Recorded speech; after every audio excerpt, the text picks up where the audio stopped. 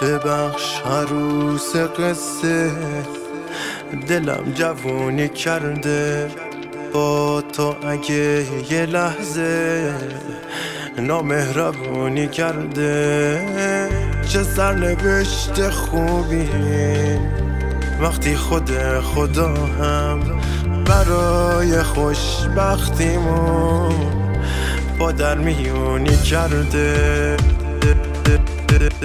عروس خوب قصه، عروس آرزوهام، وقتی که خیلی تنهام، قهر نکن با چشمام، قهر نکن عشق من، قهر تو آتیشمه.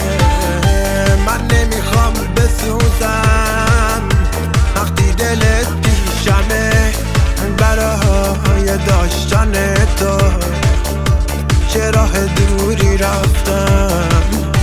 دلم میخواد بدونی راه چجوری رفتم.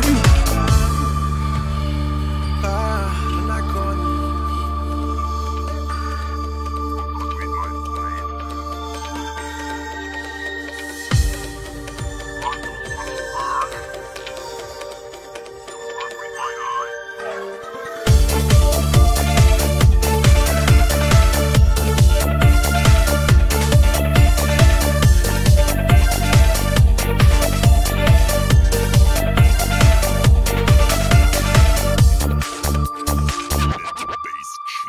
ببخش عروس قصه، دلم جوونی کرده با تو. اگه یه لحظه نامهربونی کرده، چه سرنوشت خوبی وقتی خود خدا هم برای خوشبختیمون با در میونی کرده.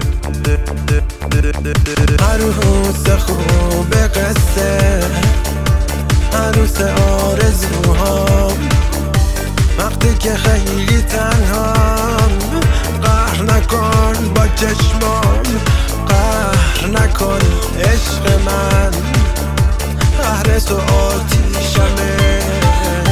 من نمیخوام بسوزم وقتی دلت پیشمه، برای داشتن تو چه راه دوری رفتم.